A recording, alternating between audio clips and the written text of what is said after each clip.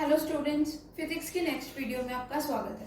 हमने अपनी पिछली वीडियो के अंदर heating effect of electric current से लेकर कुछ एप्लीकेशंस की थी। इसकी पहली एप्लीकेशन थी फ्यूज के बारे में, कि आपके घरों में जो फ्यूज लगा होता है वो किस तरीके का लगा होता है कि उसके वायर की मेल्टिंग पॉइंट क्या होता है, थोड़ा कम होता है, सच दैट कि जब आपके घर में ज्यादा करंट फ्लो करने लगे, बाहर से आपके घर पे ज्यादा करंट फ्लो की सप्लाई आ जाए, तो उस वायर के अंदर ज्यादा से ज्यादा क्या प्रोड्यूस हो जाए, हीट प्रोड्यूस हो जाए, और वो इस हीट प्रोड्यूस के कारण मेल्ट हो जाए, जिससे वो वायर टूट जाए और आपके घर के अप्लायंस में कोई भी ज्यादा करंट ना जाए और आपका घर बिल्कुल सुरक्षित रहे।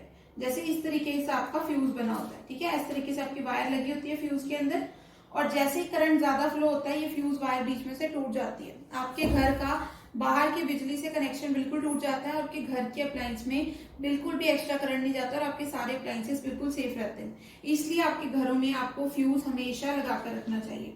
और जो दूसरा पॉइंट हमने किया था कि इसका दूसरा यूज किस में आता है, आयरन्स में और हीटर्स में, इलेक्ट्रिक आयरन, इलेक्ट्रिक हीटर्स, इसके अंदर भी इसका यूज में आता है। कैसे? जैसे इलेक्ट्रिक आयरन की रेजिस्टेंस क्या होती है, ज्यादा, इसकी रेजिस्टेंस क्या होती है, ज्यादा, ठीक है, ज्यादा रेजिस्टेंस होती है इसके अंदर, जिसके कारण इसके अंदर ज्यादा से ज्यादा क्या प्रोड्यूस होती है, हीट। अब वही हीट हम या तो अगर वो हीटर में है तो वो हीट हम जैसे मान लो अपना कमरा गर्म करने के लिए, जैसे ठीक है सर्दियों में ठंड लगती है हमें हीट लेने के लिए, या मान लो पानी गर्म करने के लिए। इलेक्ट्रिक आयरन है तो कपड़े प्रेस करने के लिए, कुछ अभी तो इंडक्शन वो भी आ गए हैं, चूल्हे भी आ गए हैं, ठीक है, जिससे हम खाना बना सकते हैं। तो वो हीट हम किस में यूज कर लेते हैं, अपनी डे टू डे एक्टिविटीज पे काम करने के लिए हम अपनी वो हीट को यूज कर लेते हैं, ठीक है। ये था आपका heating effect of electric current. अब मान लो अगर आपने कोई नेक्स्ट चीज, अब इसकी एक और एप्लीकेशन है, इसकी दूसरी एप्लीकेशन है बच्चे आपके लाइट बल्ब्स। क्या? आपके लाइट बल्ब्स, लाइट बल्ब समझते हो, जैसे आपके जो पुराने नहीं लगे होते थे बच्चे फिलामेंट वाले बल्ब, जैसे इस तरीके से होता था ना, येलो कलर का बल्ब लगा होता था और यहाँ पे बीच में तार होती थी, वो चमक रही होती थी, ठीक है, यही होता था ना, येलो बल्ब यूज करते थे हम अपने घरों में पहले। ये किस फिनोमिना पे काम करते हैं, ये phenomena heating effect of electric current पे काम करते हैं। अभी आपको बहुत हैरानी हो रही होगी कि मैम जो आपने पढ़ाया, आपने तो ये पढ़ाया कि करंट का या रेजिस्टेंस के कारण क्या प्रोड्यूस हो रही है, हीट प्रोड्यूस हो रही है, ठीक है। पर यहाँ पे आप क्या करवा रहे हो, यहाँ पे तो आप लाइट बल्ब करवा रहे हो। लाइट बल्ब थोड़ा ना गर्म होता है, वो हमें गर्मी थोड़ा ना देता है, वो तो हमें रोशनी देता है। तो इसमें रोशनी कहाँ से आ गई? इस चीज को समझने के लिए आप एक छोटी सी चीज देखो।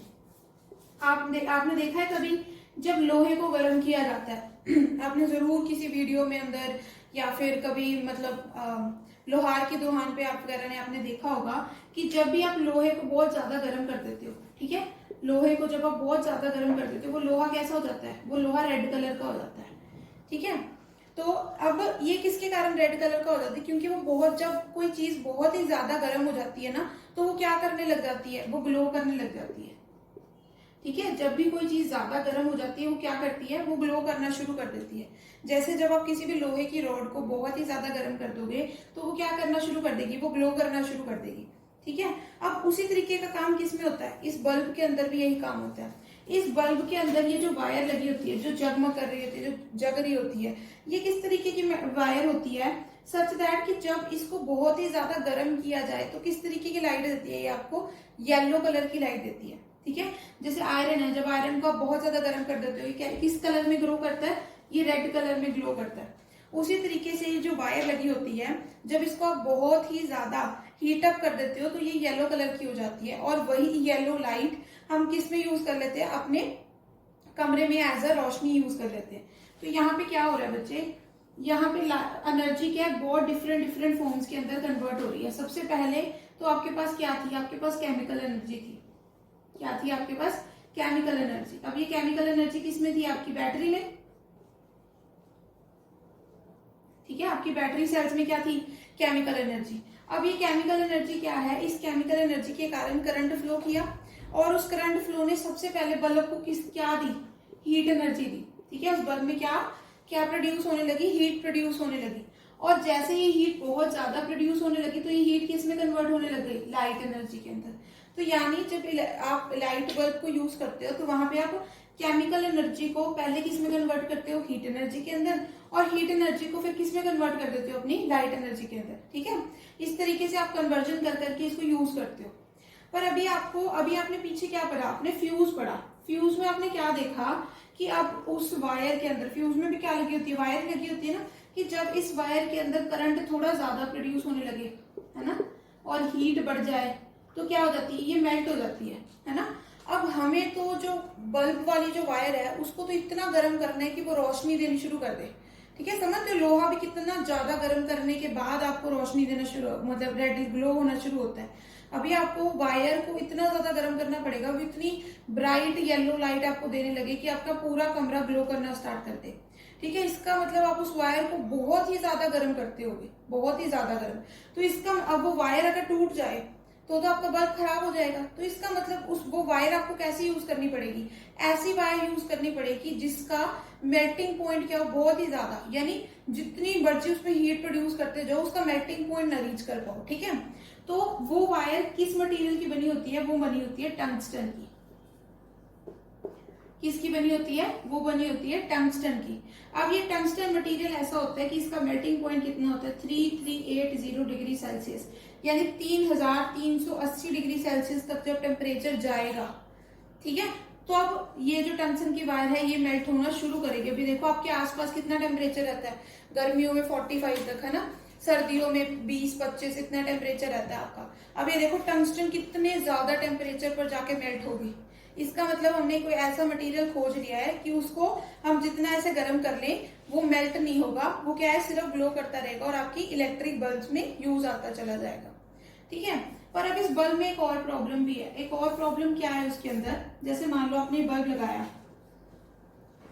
ठीक है, और इस बल्ब की वायर में आपने बहुत ज्यादा करंट फ्लो कराया और ये वायर के अंदर ताकि ज्यादा से ज्यादा हीट प्रोड्यूस हो। तो इस वायर में क्या है बच्चे, बहुत ही ज्यादा करंट फ्लो कर रहा है, इतना ज्यादा कि बहुत ज्यादा हीट प्रोड्यूस होने लग जाए ताकि ये रेड हॉट होके गर्म होके ग्लो करना स्टार्ट कर दे। ठीक है, तो अब आपको ये पता है कि जब भी आप किसी वायर में बहुत ही ज्यादा करंट फ्लो करते हो तो आसपास की हवा क्या हो जाती है, आयनाइज हो जाती है। आसपास की हवा क्या हो जाती है, आयनाइज। देखो जब करंट को आप ज्यादा फ्लो कराते हो हवा क्या होने लग जाती है, आयनाइज। आयनाइज का मतलब क्या है, इसको सिंपल भाषा में अगर मैं कहूं तो इस वायर के अंदर क्या प्रोड्यूस होने लग जाते हैं, स्पार्क्स प्रोड्यूस होने लग जाते हैं। ठीक है, मतलब जैसे करंट ज्यादा फ्लो करने के कारण यहाँ पे क्या फ्लो होने, स्पार्क प्रोड्यूस होने लग जाएंगे। पर अभी देखो बल्ब के अंदर तो आपने कितना ज्यादा करंट दौड़ाया। ठीक है, ये बल्ब ऑलमोस्ट मतलब बहुत ज्यादा पावर का बल्ब होता है, इसमें बहुत ज्यादा करंट फ्लो कर रहा होता है। ठीक है, तो आप इसके अंदर आपने इतना ज्यादा करंट फ्लो कराया पर क्या स्पार्क प्रोड्यूस हुई, नहीं हुई ना, स्पार्क तो प्रोड्यूस नहीं हो रही। इसका मतलब इस बल्ब में कुछ तो हमने खास बात की है कि इतना ज्यादा करंट फ्लो करने पर भी इसके अंदर कोई भी स्पार्क प्रोड्यूस नहीं हो रही। तो वो असल में क्या है, ये जो आपका बल्ब है ना, ये जो आपकी बल्ब की जैसे मान लो ये टॉप है जिसके अंदर आपकी वायर लगी हुई है, इसके अंदर क्या है, कुछ अलग तरीके की गैसेस भरी जाती है। क्या है, कुछ अलग तरीके की गैसेस भरी जाती है। इन गैसेस को क्या बोला जाता है बच्चे, इन गैसेस को बोला जाता है इनर्ट गैसेस।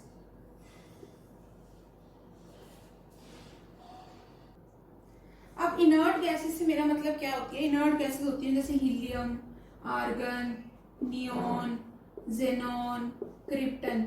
अब ये कैसी गैसेस होती हैं, इनके अंदर आयनाइजेशन बिल्कुल नहीं होती। ठीक है, इनके अंदर ये एक ऐसी गैसेस होती है जिनकी कॉन्फ़िगरेशन क्या होती है, सिंपल होती है। यानी इनके अंदर आप इनके आले दुआले आप जितना मर्जी करंट प्रोड्यूस करो ये आयनाइज नहीं होगी, क्योंकि ये अपने आप में क्या होगी, बहुत ही ज्यादा स्टेबल होगी।